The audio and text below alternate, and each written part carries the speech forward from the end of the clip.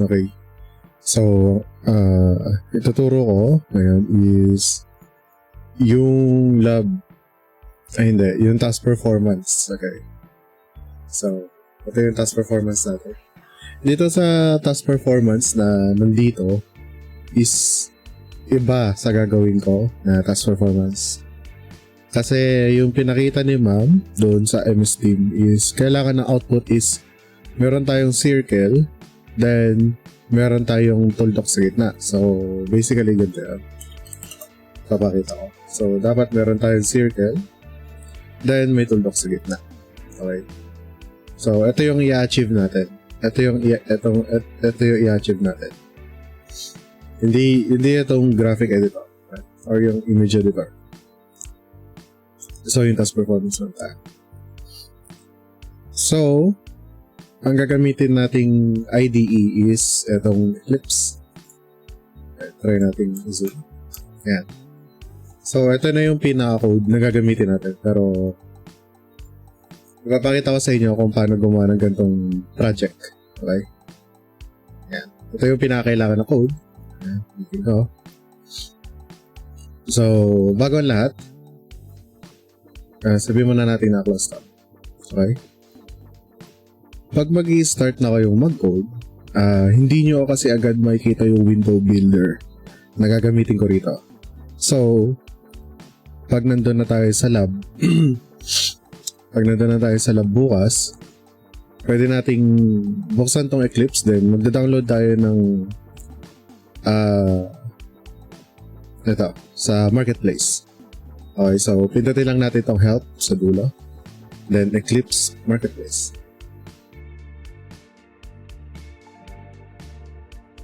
Okay, hintayin nyo lang mag-load. Huwag kayo magmamadali. Magkaroon naman kayo ng konting hintay, ganun, patience. Okay, konti lang. Kasi may loading nga, di ba? So, hintayin lang natin.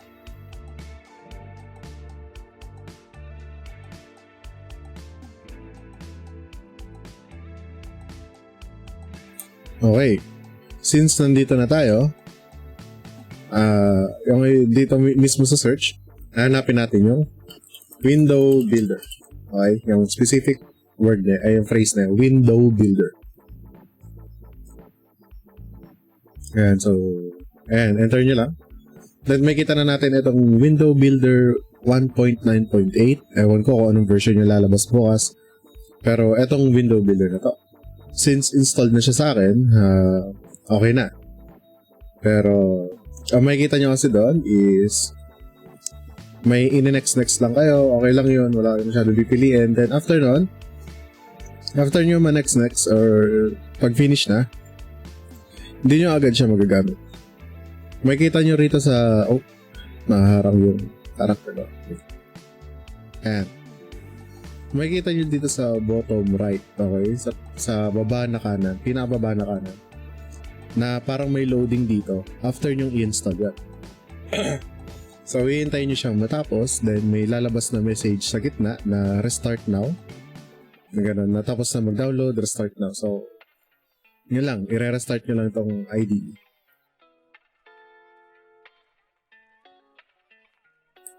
After nun, pwede na tayo mag-code. So, sabihin natin, hindi tayo gagamit ng mga nandito.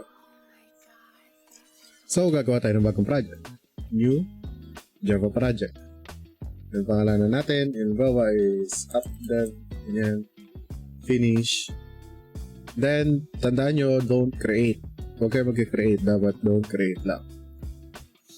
So, ito na. Lumabas na yung updev natin. So, i-open nyo siya, pindutin nyo itong maliit na to sa gilid niya. Then, SRC tayo, right-click, new, okay, other. Then, hanapin nyo yung window builder. Siya. Then, hanapin nyo yung swing designer. Then, dito tayo kay JFrame. Then, next natin. Tapos, bigyan natin ng pangalan, which is task performance update. Ganun. Kahit ano gusto. Okay, finish. So, pagka-create natin ng file or ng JFrame, meron na agad siyang code. may preset na siyang code na pwede natin galawin. Pero straight na agad tayo sa code nung kailangan natin. So, bago lahat, ipalakihin nyo muna itong import. Ito, may plus dito. So, sa baba ng ito, magdadagdag tayo ng import. Import java.awt. Yan lang. Okay? Tapos, pagbaba natin dito sa ilalim ng private jpanel content pane, may ilalagay na natin yung code natin. Which is yung public void paint. Okay, mahalaga to. Mahalaga yung paint, guys. Mahalaga yan. Okay? Hindi nyo pwede palitan yung paint. Graphics G. So, yan. Pwede nyo palitan yung G kahit anong letter gusto nyo, pero ako kasi personally graphics nga, so letter G. G for graphics. So, ang una natin gagawin is magbibigay tayo ng size ng ating window. So, set size. Sabihin natin 300 by 300. Yan. So, may size na tayo. Pag naran natin to, meron na tayong maliit na window na 300 by 300. Okay, close na natin.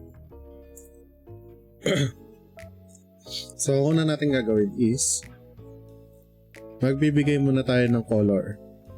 Okay? G.setColor.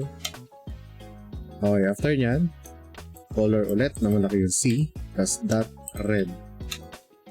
Ayan. So, bakit G yung ginamit natin? Kasi ito yung variable name na inassign natin para kay graphics. Okay? G, color, yan. So, gagawin na natin yung tuldok. Okay?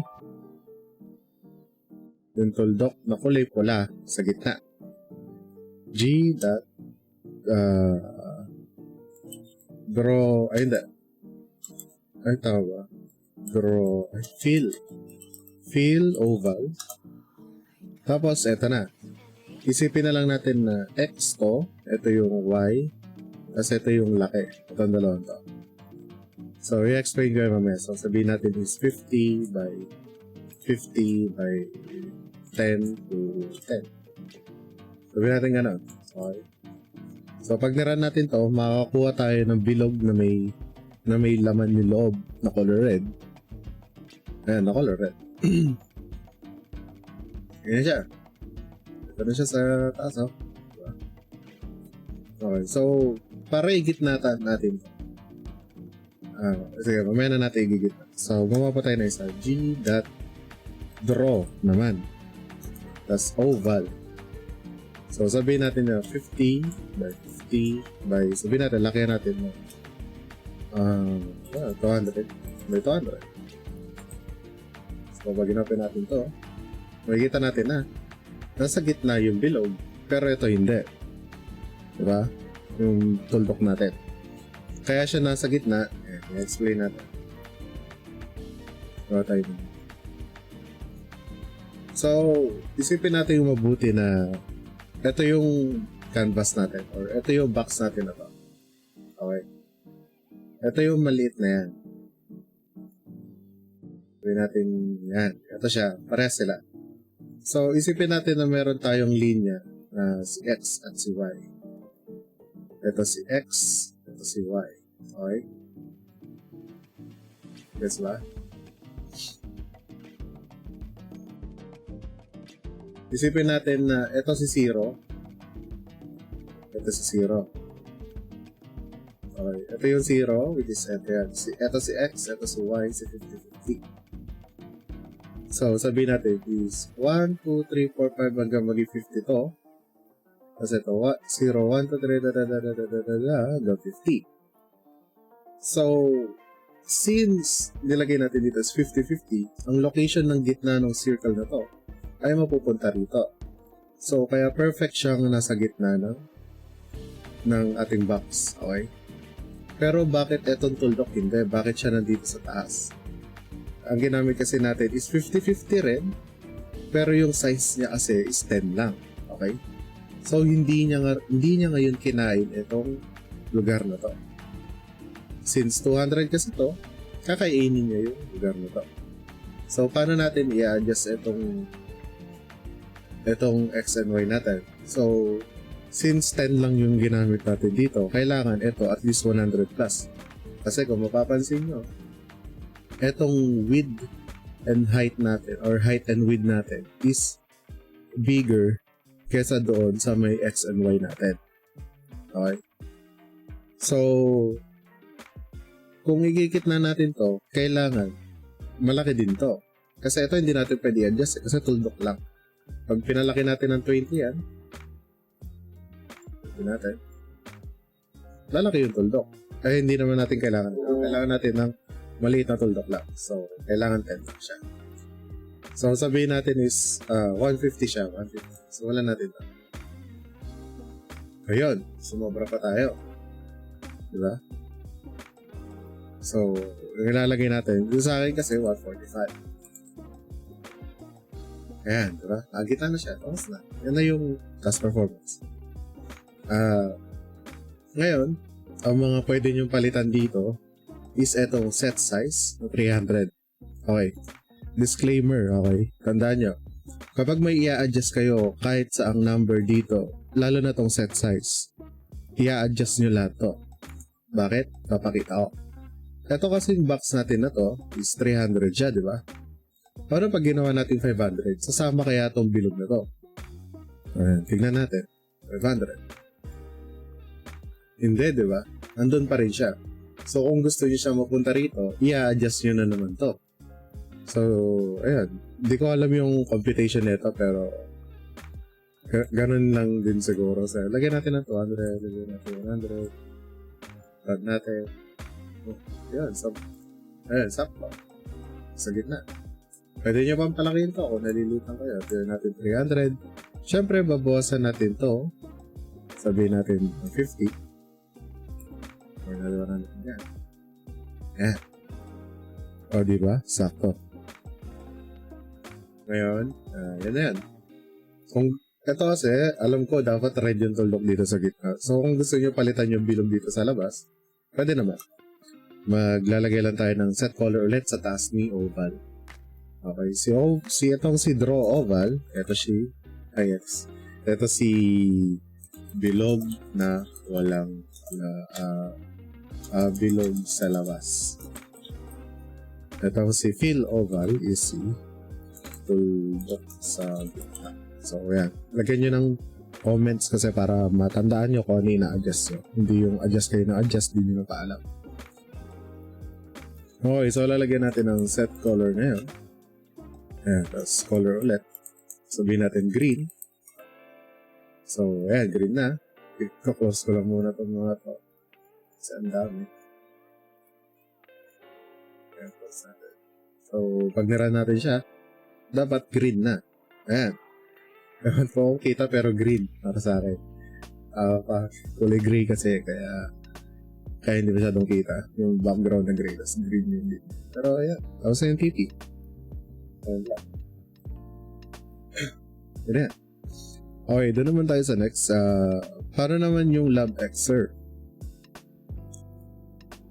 Ang sinabi kasi dito is yung lab exer natin is meron tayong rectangle and meron tayong circle. Okay.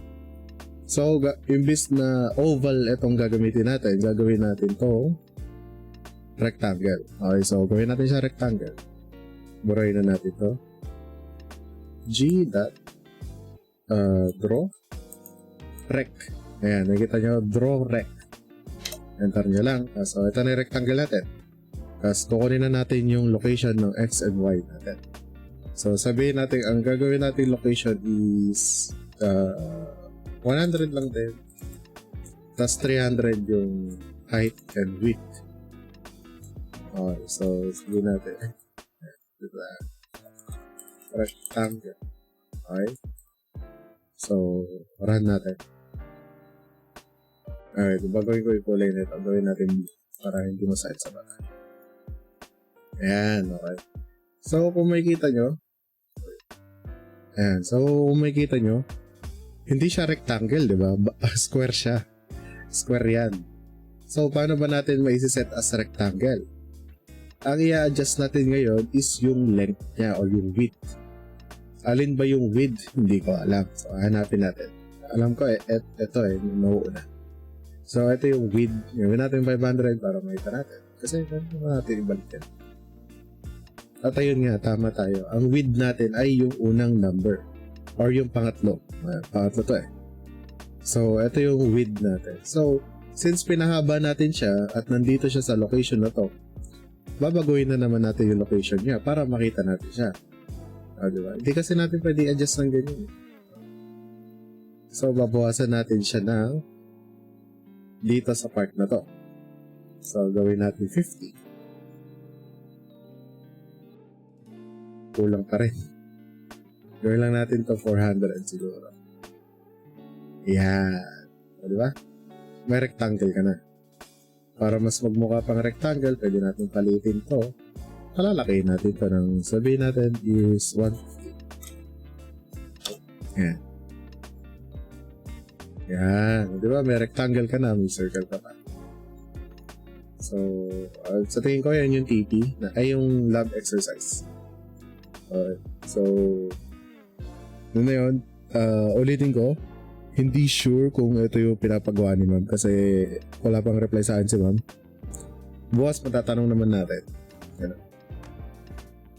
Ipasang bukas. Bukas kayo mag-code sa Eclipse. Kung wala Eclipse yung computer na magagamit yung bukas, mag-download na lang kayo. Mag-download na kayo habang nandun tayo ay Sir Ryan. Nagahan nyo pumasok para mapag-download kayo agad. Nasa search naman to Eclipse. Pakita ko. Yan. Ito. Yan. Pagpunta nyo rito, yan. Download nyo lang. Itong so, download nyo lang yan. Tapos, ayan. Yun na yan. Yun lang guys. Yeah. Relax and take notes while I take totes of the marijuana smoke. Throw you in a choke, gun smoke. Biggie Smalls for mayor, the rock slayer, the hooker layer. Motherfucker, say your prayers. Hail Mary, full of grace. Smack the bitch in the face, take her Gucci bag and a North Face.